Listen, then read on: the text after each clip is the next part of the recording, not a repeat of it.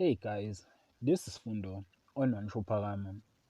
Tonight on Uzalo, the police goes all out but they don't found what they looking for. And Monly come against to ask Wanda where is Klezipi. But it seems like Wanda refuses to reveal Klezipi location. And Monly wants to punish Wanda, but he does not have the power because he don't have evidence that of Wanda that he is selling drugs and is hiding Klezipi. While Nkunzi gets back to his normal self and remind everyone he, of he is.